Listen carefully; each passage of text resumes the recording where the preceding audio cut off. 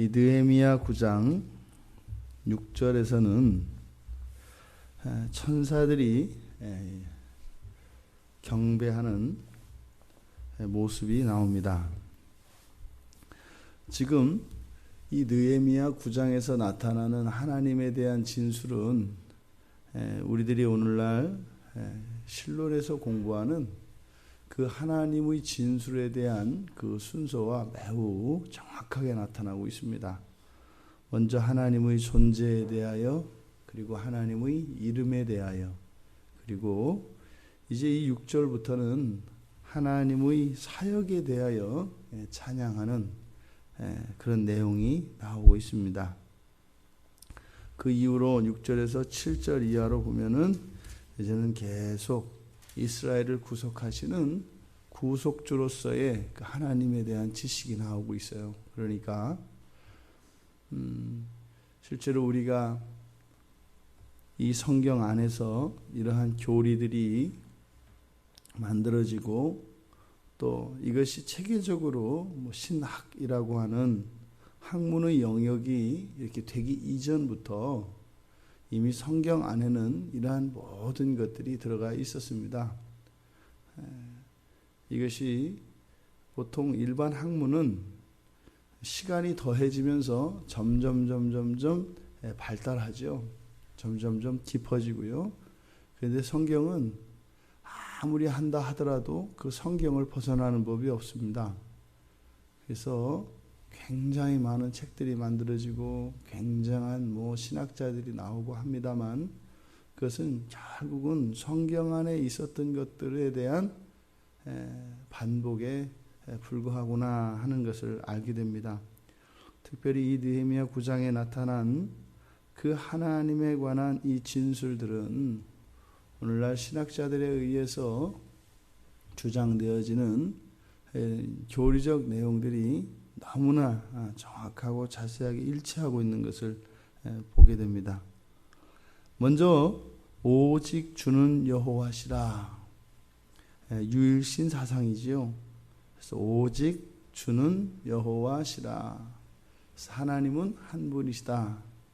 그런데 어제도 말씀드렸던 것처럼 이 여호와라고 하는 이름은 항상 언약과 관계되어 있다고 이야기를 했습니다.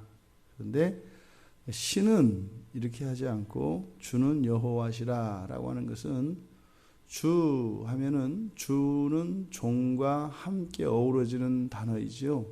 그래서 홀로 존재하는 하나님이 아니라 관계 속에서 관계를 맺으며 존재하시는 하나님인 것을 이야기합니다. 그래서 여호와, 즉 주님으로서, 즉 종된 백성으로서 우리가, 주님으로서 하나님이 그것을 여호와로 나타내고 있습니다.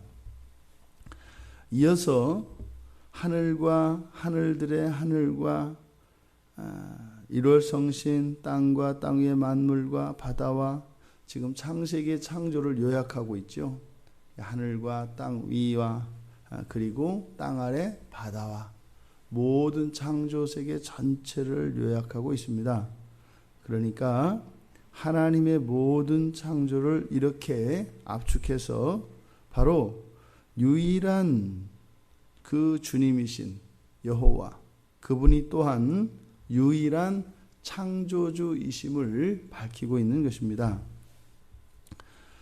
또 그 하나님, 창조하신 하나님이 이 세상을 창조해 주시고 이 세상을 떠나서 저 영원한 천성에 떠나 계시고 이 세상을 이 자연 상태로 맡겨두고 떠난 것이 아니라 창조하시고 또한 보존하신다라고 이야기합니다. 보통 이것을 우리가 섭리한다 그래요. 하나님이 직접 다스리시고 또한 하나님의 창조가 계속 유지되도록 계속 일하시는 것, 이것을 보존이라고 합니다. 그리고 모든 천군이 주께 경배하나이다 라고 이야기를 하면서 이 세상에 존재하는 인격적인 존재는 하나님, 그리고 천사, 그리고 사람, 이 세 존재만이 인격적입니다. 인격적이다 라고 할 때는 지성과 정서와 의지를 가진 존재를 말합니다. 완전한 인격성을 가지고 계신 분, 성삼일체 하나님이죠. 성부, 성자, 성령, 삼위, 삼인격으로 하나님이 계시지요. 그리고 육체가 없는 영의 존재인, 영적 존재인 천사가 있습니다. 그리고 물질 세계와 영적 세계의 양쪽에 걸쳐 있는 인간이라고 하는 매우 독특한 이 존재가 있습니다. 지금 위에서는 오직 유일하신 하나님, 그리고 모든 것을 지으신 바로 그 하나님, 또 그 모든 것을 보존하시는 하나님을 이야기하고, 그 다음에 천사들이, 여기서 천군은 천사들을 의미하는데 천사들이 주를 경배한다 라고 이야기합니다. 그러면 인격적인 존재에서 빠진 것은 누구예요? 여기에서 사람만 빠져 있죠. 그 뒤에 이제 7절 이하에서 계속 이어지는 것은 바로 이 사람과 하나님 사이의 관계가 어떠한지, 역사 속에서 있었던 하나님과 사람에 대한 이야기가 계속 펼쳐집니다. 그런데 이 영적 존재인 천사, 이 천사들이 주께 경배한다라고 합니다. 이것은 마땅히 경배받으실 분이 하나님이신 것을 나타냄과 동시에 오직 여호와 하나님만이 경배받으실 분이신 것을 또한 동시에 나타냅니다. 우리가 창조의 이야기는 우리에게 하나님이 천지를 창조하셨다, 하나님의 능력이 이렇다라고 하는 것을 가르쳐 줍니다.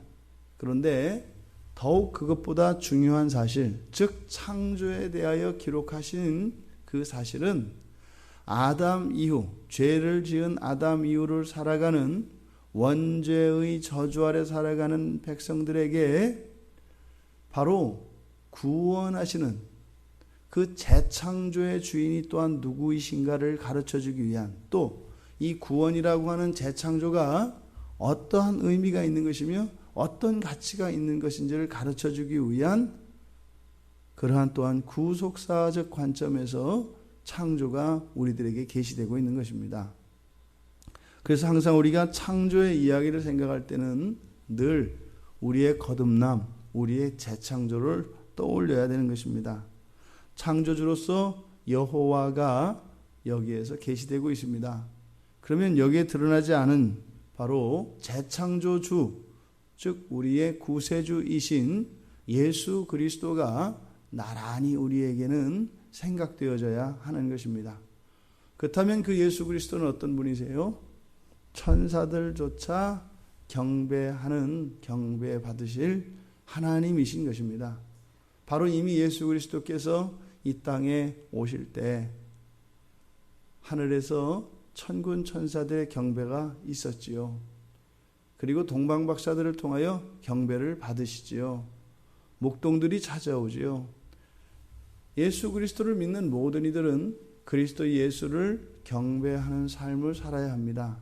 그런데 그렇지 못해요. 그 이야기가 이제 뒤에 7절부터 나옵니다. 하늘의 천군도 경배하는 하나님, 세상을 창조하시고 보존하시는 하나님, 유일하신 신, 유일한 신인, 그러면서도 우리와 관계를 맺고 계시는 그 여호와 하나님. 그런데 끊임없이 죄를 짓는 우리들에 대한 이야기가 이어집니다.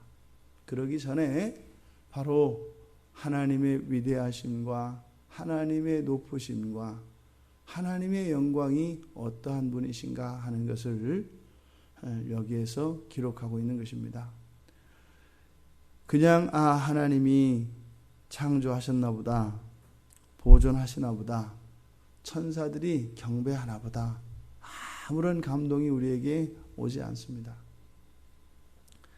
여러분 한번 생각해 보십시오. 자식들이 부모가 나를 낳아준 것을 실감하고 절감하는 것과 그렇지 않은 것을 한번 여러분들이 생각을 해보십시오. 아, 어머니가, 아버지가 나를 낳아주셨구나. 그 은혜를 알고 늘 그 은혜에 감사하며 사는 어떤 자녀가 있다고 칩시다. 또 그런 생각은 아예 하지 않는 그런 자녀가 있다고 칩시다. 이 두 사람 사이에 이 두 사람의 삶은 너무나 다릅니다. 그리고 부모님과 그 자녀와의 관계는 생활 속에서 너무나 다르게 나타납니다. 보통 우리가 어버이의 은혜를 이야기할 때 바다보다 깊고 하늘보다 높다라고 이야기합니다.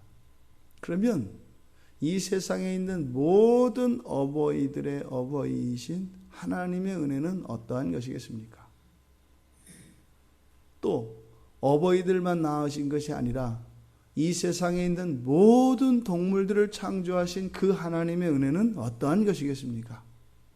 동물들만이 아니라 식물과 하늘에 떠있는 달과 해와 별들 뿐만 아니라 또한 하늘과 그 하늘들의 하늘까지 온 우주 그 어느 것 하나에도 주님의 손길이 닿지 않은 그것이 없는 만유의 아버지 되시는 그 하나님의 은혜는 어떠한 것이겠습니까? 그 하나님에 대한, 그 하나님의 은혜에 대한 인식과 그 하나님의 은혜에 대한 감사가 있는 것과 없는 것은 너무나 다른 삶을 만들어낸다 이 말입니다. 오늘 하루 천지를 창조하셨고 보존하시는 마땅히 경배받으셔야 할 그분이 또한 나를 낳으셨고 나를 낳으신 부모를 낳으셨고 온 세상에 온 우주의 아버지 되시는 그 하나님의 은혜가 무엇인지 묵상하시며 그 은혜에 감사함으로 이 한날을 정말 주님의 영광을 높이며 기쁨과 감격 속에서 살아가실 수 있는 한날이 되기를 주님의 이름으로 축원드립니다. 잠시 기도하겠습니다.